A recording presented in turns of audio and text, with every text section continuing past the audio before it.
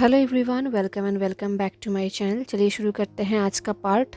Last part में हमने देखा था कि लंजा विंग को अपना प्राइवेट बाथ हाउस में लेकर गया था एंड वहाँ पर विंग ने एक वार्म बाथ लिया एंड लंजा ने वहाँ पर विंग के लिए एक डॉक्टर भी भेजा था जिसने विंग के माइनर इंजरीज को ट्रीट किया। एंड देन लंजा जब रूम में आया तब उसने देखा कि विंग उसके बाथ रोब में था जो विंग के बॉडी में थोड़ा लार्ज था एंड विंग के ऊंट को भी ट्रीट किया गया था। ये देख के लंजा सेटिस्फाइड था। देन जब लंजा ने विंग से रिवॉर्ड के बारे में पूछा कि वो क्या रिवॉर्ड चाहता है लांजी को बचाने के लिए, तो विंग ने कहा कि वो जिंगे से फिर से मिलना चाहेगा एंड लंजा ने वही किया। नेक्स्ट डे ही लंजा ने विंग को जिंगे से मिलवाया। इनफैक्ट वहाँ पर लंजा खुद भी मौजूद था। ऐसे ही दिन बीते जा रहा था। अब वेन क्लैन में वेन रूहान तो मर चुका है। अब सवाल ये आता है कि वेन क्लैन में क्लैन लीडर कौन बनेगा, क्योंकि वेन क्लैन एक बहुत बड़ा क्लैन है एंड वहाँ पे एक लीडर की ज़रूरत है। तो आज कोर्ट में यही डिस्कस हो रहा था। आज कोर्ट में विंग तो नहीं था बट लंजा, ज़ेबोचुन, बाकी सब थे। जिन गुआंगशान, जिन गुआंगयाओ सब लोग थे, शू मिनशन भी। एंड वो लोग वहाँ पर डिस्कस कर रहे थे कि अब वेन क्लैन का लीडर कौन बनेगा। बहुत लोगों ने बहुत नाम सजेस्ट किया है।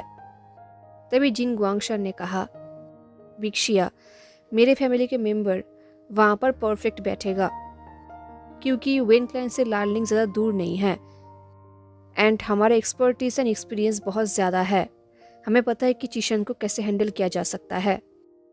लंजा को पता है कि जिन गुआंगशान कैसा इंसान है एंड वो कितना डेंजरस हो सकता है।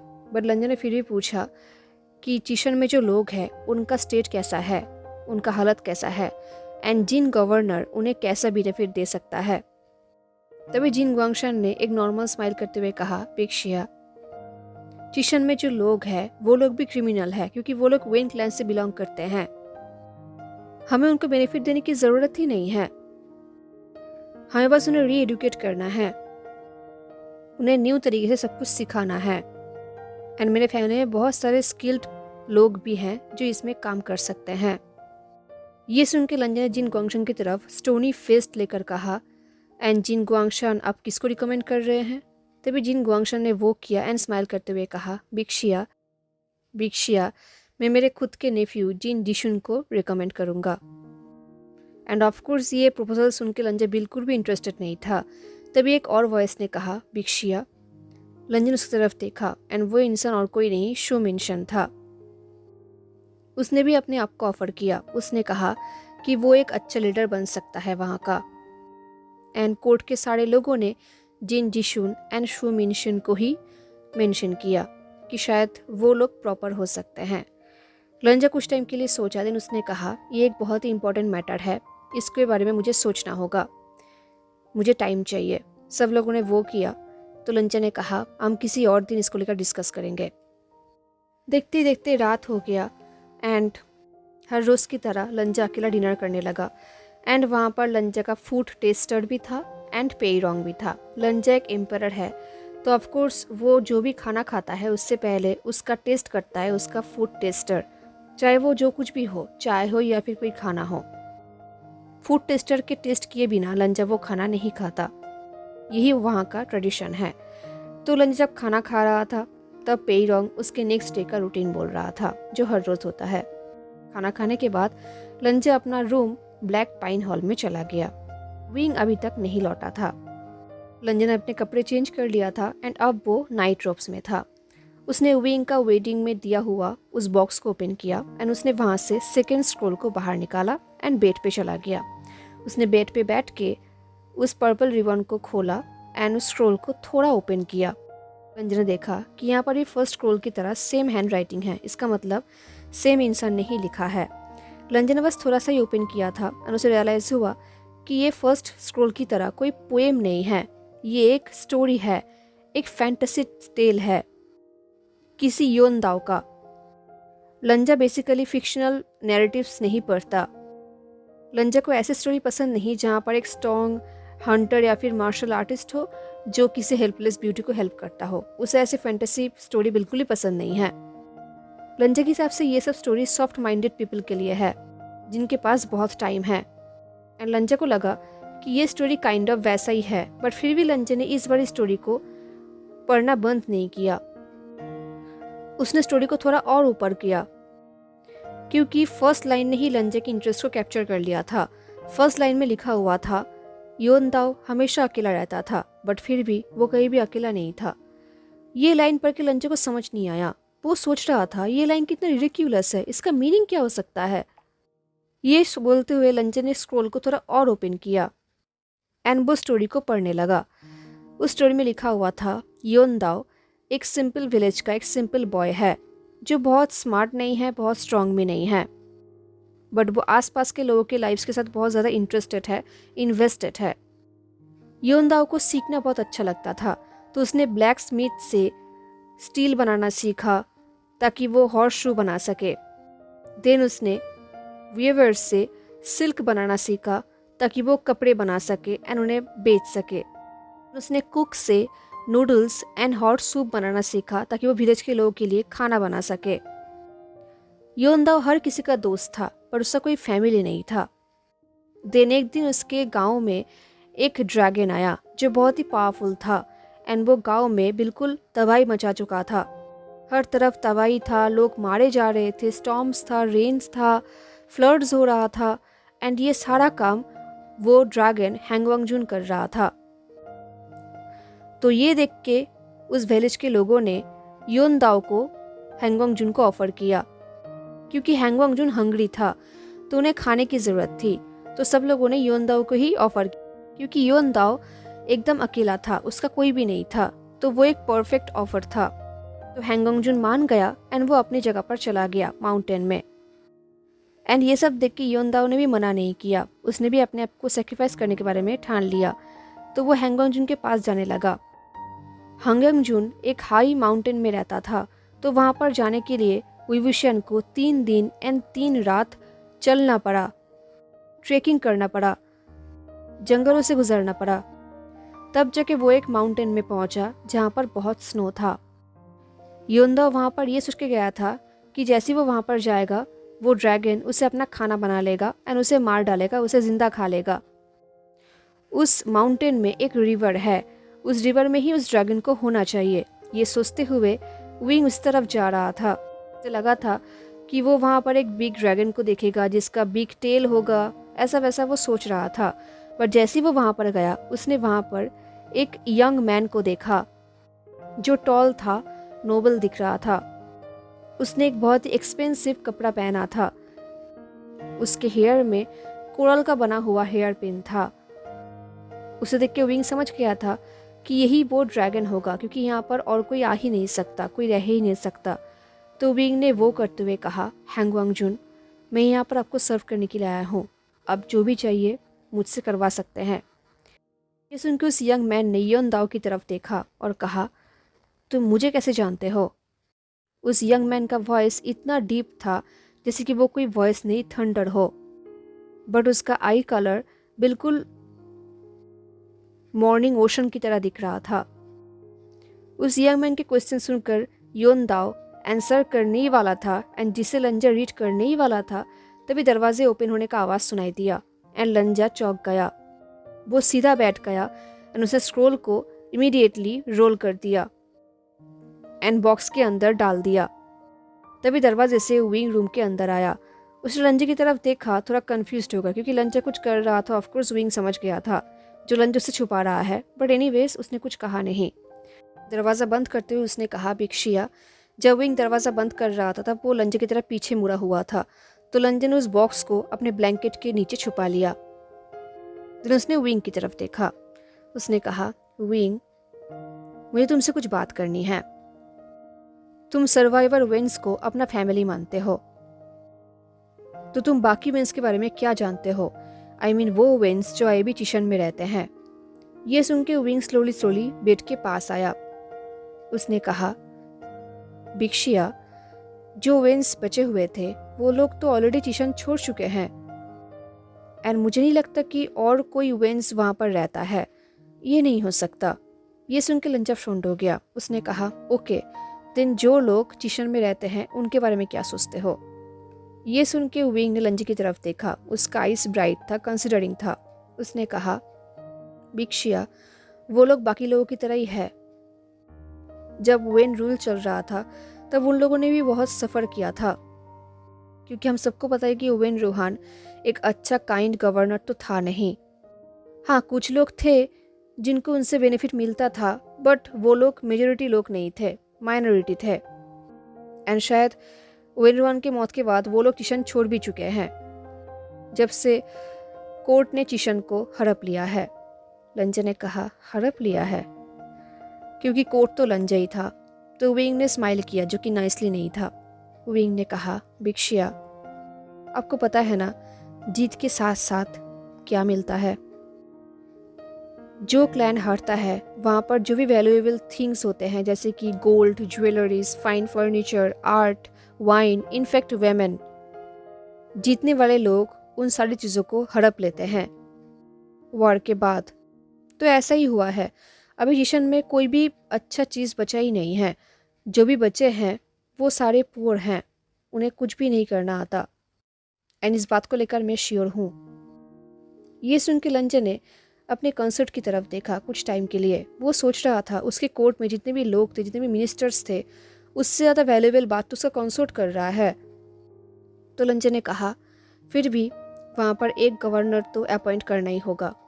विंग ने कहा, ज़रूर, एंड आई एम श्योर कि जिन गुआंगशान ने ज़रूर अपने किसी लोग को आपको रिकमेंड किया होगा। वो उनके ऊपर रूल करना चाहता है।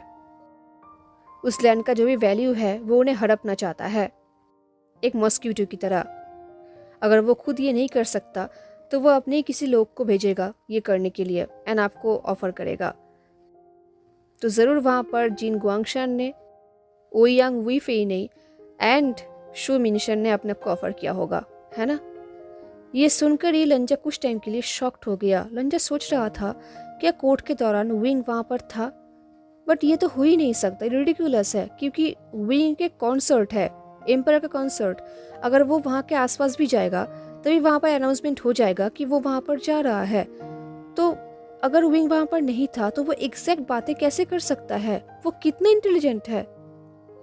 तो लंजा ने कहा, कोर्ट ने जिन जिशुन को एंड शू मिनशन को प्रपोज किया है।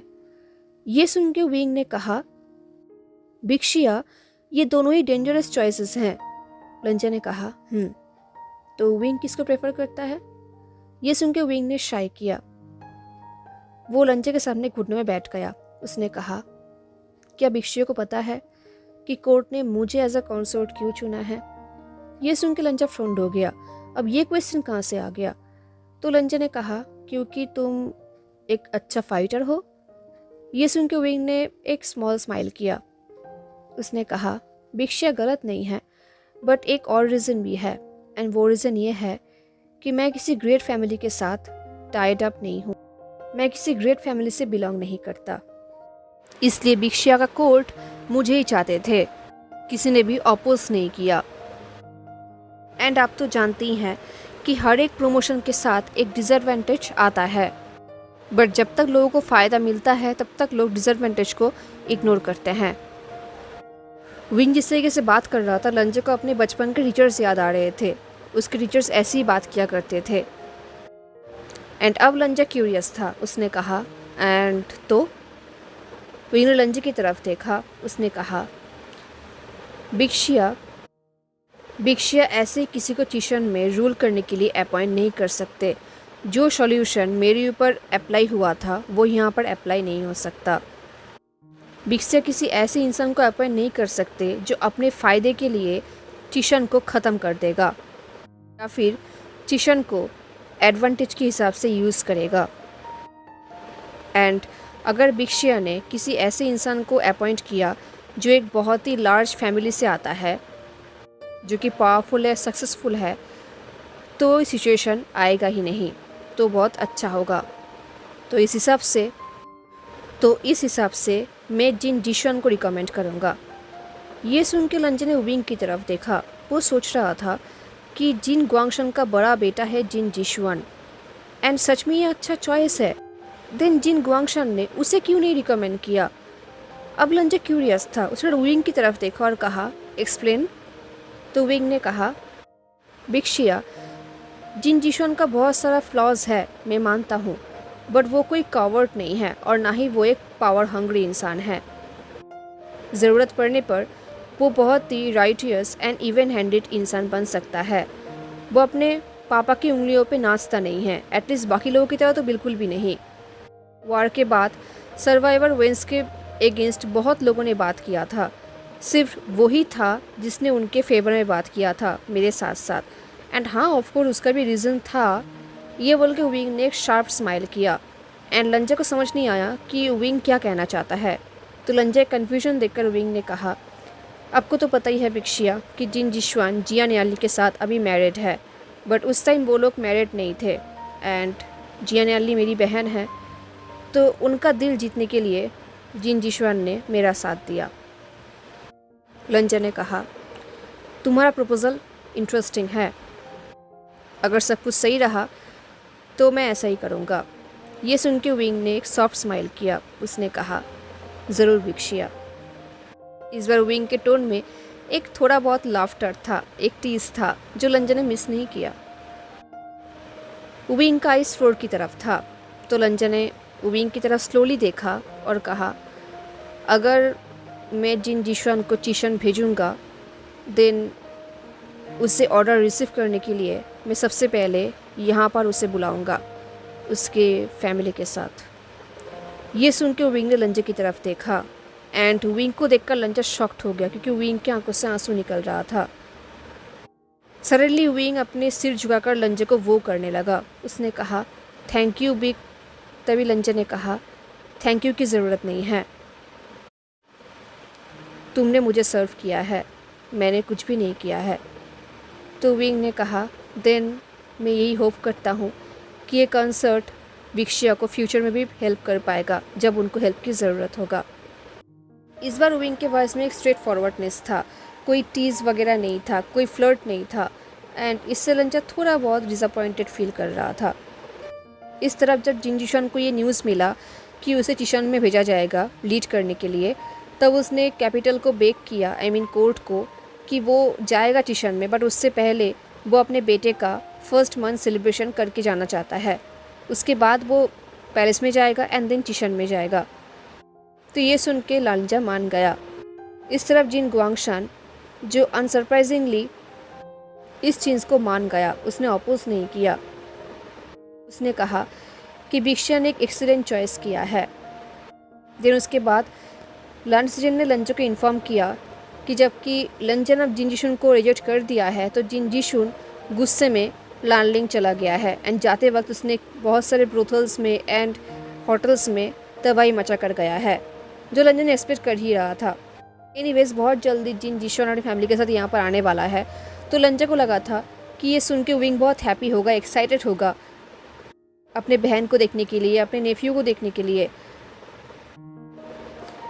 एंड जिस दिन वो लोग पैलेस में आने वाले थे, जिन जिशवान, जिया न्याली एंड उनका बेटा, उसके प्रीवियस नाइट को जब लंजा एंड विंग रूम में थे, लंजा बेड में बैठा हुआ था अपने ब्लैंकेट के नीचे एंड विंग दरवाजे के सामने।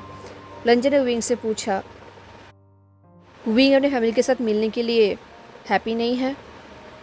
विंग जो दरवाजे के पास बैठा हुआ था एंड अब वो हमेशा विंटर कोट पहनता है, रात को ज़्यादा ही ठंड पड़ता है, ज़मीन बहुत ज़्यादा ठंडी हो जाती है, पर फिर भी विंग ज़मीन पे ही बैठा रहता है।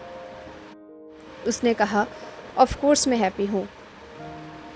लंजा ने देखा कि विंग का फेस कितना पेल हो गया है। जब से वो यहाँ पर आया है तब से विंग के फेस का कलर ही चेंज हो गया है, उसका कलर जा चुका है, वो बस ऐसे ही यहाँ पर है, उसके अंदर कोई हैप्पीनेस नहीं है।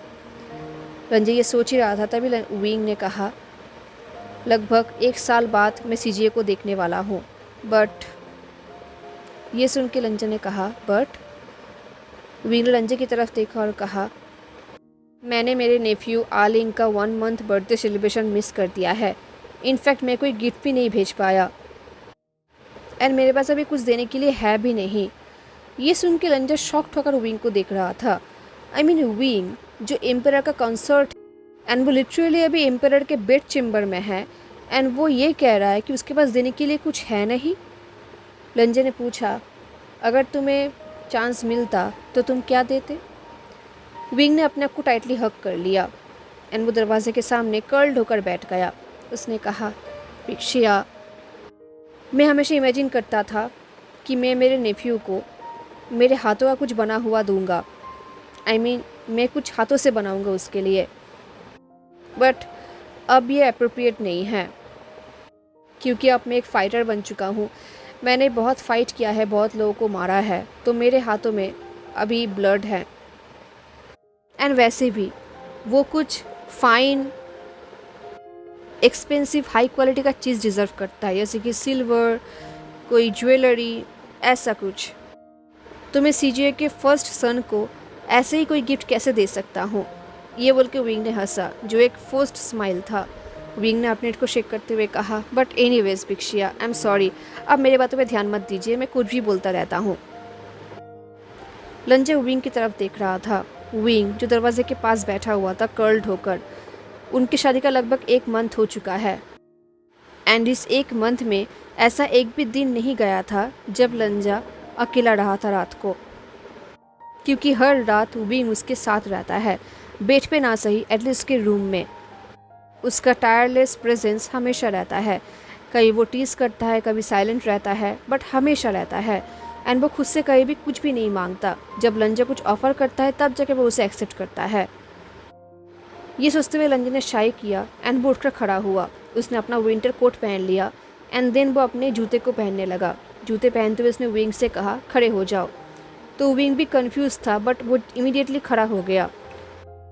लंजा ने दरवाज़ा ओपन किया। दरवाजे के बाहर सर्वेंट्स थे जो हाफ स्लीप में थे ठंड में। लंजा ने उन्हें कहा, टॉर्चेस। उन लोगों ने इमीडिएटली टॉर्चेस जला लिया एंड अब लंजा विंग को लेकर सर्वेंट्स को लेकर आगे बढ़ने लगा। सर्वेंट्स टॉर्च लेकर आगे आगे बढ़ रहे थे, लंजा एंड विंग पीछे था। वो लोग इस ठंड में खुले आसमान के नीचे आगे बढ़ रहे थे एंड ऊपर से स्नोफॉल हो रहा था। तो जैसे ये हुआ, विंग ने एक सॉफ्ट आवाज़ किया। तो लंजा ने विंग की तरफ पीछे मुड़कर देखा तो लंजा ने देखा कि विंग के ऊपर स्नोफॉल हो रहा है। उसके हेयर में थोड़ा बहुत स्नो लग गया है एंड विंग डायमंड की तरह दिख रहा था, स्पार्कलिंग कर रहा था। विंग के हेयर में, उसके आई लैशेस पे लंजा पूरा कोशिश कर रहा था अपने को कंट्रोल करने का, ताकि वो अपने हाथ को आगे बढ़ा के विंग को टच ना कर दे उसके फेस से एंड हेयर से स्नो हटाने के लिए। जैसे विंग ने देखा कि लंजा उसे देख रहा है, विंग ने एक सॉफ्ट स्माइल किया।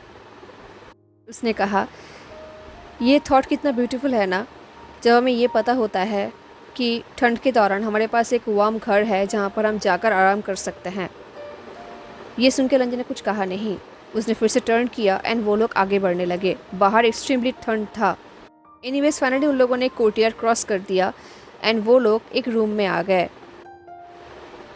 लंजा ने उस रूम को अनलॉक किया एंड देन वो एक टॉर्च लेके विंग के साथ रूम के अंदर गया। सर्वेंट्स रूम के बाहर ही थे। उस रूम के अंदर जाते ही विंग शॉक्ड हो गया। वो था गिफ्ट रूम, वही रूम जहाँ से लंजा ने विंग के लिए गिफ्ट चूज़ किया था। उस रूम को देखकर विंग ने कहा, विक्शिया। विंग को बिलीव नहीं हो रहा था। आसपास इतने सारे चीज़ें थे, इतना वेल्थ था। उसने कहा, ये बोल के विंग आसपास देखने लगा। तभी लंजा ने कहा, चूज़ करो। एंड ये सुन के विंग ज़ोर ज़ोर से खांसने लगा। उसने कहा, विक्शिया। मुझे वो प्रोटेस्ट करने वाला था, तभी लंजा ने कहा, तुम्हारा गिफ्ट चूज़ करो। विंग ने कहा, विक्शिया, ये कंसर्ट ऐसा कुछ भी डिज़र्व। तभी लंजा ने कहा, जब कंसर्ट को ऑफ़र किया जा रहा है तब उसे एक्सेप्ट करना चाहिए। अब चूज़ करो। अब लंजा के वॉइस में एक स्टीपनेस था, एक इरिटेशन था, क्योंकि विंग उसके बात को मान ही नहीं रहा था। एंड जैसे विंग को ये फील हुआ, उसने इमीडिएटली वो किया एंड वो आसपास देखने लगा कि उसे क्या चूज़ करना चाहिए। वो हर एक चीज़ देखने लगा। उसने जेड रिंग्स देखा, नाइफ्स देखा, कॉपर मिरर देखा, पर्ल्स देखा। वो हर एक चीज़ देख रहा था एंड उसके फेस का स्माइल ब्राइट होता ही जा रहा था। उसके फेस में एक प्योर जॉय था जो कि बहुत ही सिंपल था। उसके फेस में कोई भी हंगर नहीं था। एंड ये देख के लंजा को बहुत अच्छा लगा। उसे अंदर अंदर बहुत ही प्लेजेंट फील हो रहा था कि विंग सच में कोई पावर हंग्री इंसान नहीं है। वो बस चीज़ों को एडमायर कर रहा था। उसे खुशी मिल रही थी उन्हें देखकर। एंड तभी विंग का नज़र एक बॉक्स के ऊपर पड़ा। उस बॉक्स के अंदर एक बहुत ही ब्यूटीफुल चीज़ था एंड उसे देखकर विंग का आइज़ ग्लो करने लगा। उसका माउथ तो ओपन ही रह गया। उसने फाइनली उस लिटिल बॉक्स को चूज़ किया जो एक सिंपल वुड से बना हुआ था बट बहुत ही ब्यूटीफुल था। उसने उसे केयरफुली पकड़ा एंड वो लंजा के सामने लेकर आया। लंजा जो विंग को ही देख रहा था। अब तक विंग के हेयर में जो स्नो था वो मेल्ट हो चुका था एंड विंग लैंटर्न के सामने ग्लो कर रहा था। उसके नोज चीक्स सब पिंक हो चुके थे ठंड की वजह से। वो बहुत एक्साइटेड दिख रहा था, at the same time nervous भी दिख रहा था। वो एक बच्चों की तरह लंजा के सामने आया एंड उसने कहा बिक्शिया, ये बोल के उसने बॉक्स को लंजा के सामने पकड़ा। विंग को देख के ऐसा लगता जैसे कि वो कोई बच्चा हो जिसे कोई अनएक्सपेक्टेड गिफ्ट दिया गया हो। लंजा ने उस बॉक्स को ओपन करने के लिए कहा तो विंग ने ओपन किया। उस बॉक्स के अंदर एक स्मॉल जेट कर्विंग रूस्टर था जिसे बहुत ही डिटेल के साथ क्राफ्टिंग किया गया था, जैसे कि उसके फेदर्स, उसके हेयर, उसका टेल। ये एक परफेक्ट रूस्टर था, एक परफेक्ट गिफ्ट था। तभी लंजो को याद आया कि ये साल, जिस साल जिनलिंग का जन्म हुआ है, ये साल तो रूस्टर का है एंड विंग ने रूस्टर ही चूज़ किया है। तो लंजे ने कहा ये एक बहुत ही वर्थ गिफ्ट है। लंजे के वॉइस में कुछ तो था क्योंकि ये सुन के विंग का स्माइल और भी ब्राइट हो गया। वो इतना होपफुल दिख रहा था कि लंजा का हार्ट इमीडिएटली मेल्ट हो गया। लंजा ने कहा इसे अपने पास से रखो ताकि जब भी वो लोग यहाँ पर आए तुम उसे खुद इसे दे पाओ। विंग ने उस बॉक्स को टाइटली अपने हाथों में पकड़ लिया एंड लंजा को वो किया और कहा थैंक यू बिक्शिया। अब नेक्स्ट डे हो गया। आज के दिन जिन जिशुआन, द न्यू गवर्नर ऑफ चिशन, अपने फैमिली के साथ कोर्ट में आने वाला था, जिसे बहुत अच्छे तरीके से वेलकम किया गया एंड अपने बेटे के साथ जिन गुआंगशान प्राउडली खड़ा था। लंजे ने बहुत ही रिस्पेक्ट के साथ उन लोगों को वेलकम किया एंड आज कोर्ट में विंग खुद भी था। जब लंजा बाकी कोर्ट के लोगों के साथ जिन जिशुआन के साथ कोर्ट में था तब सोल्जर ने अनाउंस किया कि वी गुइफेई आ रहा है एंड अनाउंसमेंट होते ही विंग कोर्ट में आया। लंजा जिसका नज़र अब तक जिन जिशुआन के ऊपर था, अब उसका नज़र अपने कंसर्ट के ऊपर था। विंग ने आज सिल्क कपड़े पहना था जो एक्सट्रीमली ब्यूटीफुल दिख रहा था, जो उसके एंकल तक लंबा था एंड विंग बहुत ही एलिगेंटली मूव कर रहा था एंड वो कपड़ा विंग के बॉडी में बहुत ज़्यादा सूट भी कर रहा था। विंग ने अपने हेड में 6 ब्राइट गोल्ड का फिनिक्स पिन्स पहना था। आज wing extremely formal and beautiful दिख रहा था एंड कैप्टिवेटिंग भी। लंजा विंग से अपने आइज़ फिरा ही नहीं पा रहा था। लंजे के सामने आते ही विंग ने कहा बिक्शिया। लंजा ने कहा खड़े हो जाओ। तो विंग भी खड़ा हो गया एंड लंजे के पास आकर खड़ा हो गया। लंजा देख पा रहा था कि विंग इतना ब्यूटीफुल दिख रहा है कि कोर्ट में जितने भी लोग थे उन सब का नज़र विंग के ऊपर था। तो लंजा ने टॉपिक को चेंज करते हुए जिन जिशुआन को बोलने के लिए ऑर्डर दिया। तभी जिन जिशुआन ने विंग को भी सैल्यूट करते हुए कहा वी गुइफेई। तो विंग ने भी सैल्यूट करते हुए कहा जिन गोंगजा। देन जिन जिशुआन को सबके सामने उसका पोजीशन ऑफर किया गया। सब लोगों ने उसे कॉन्ग्रेचुलेशन किया।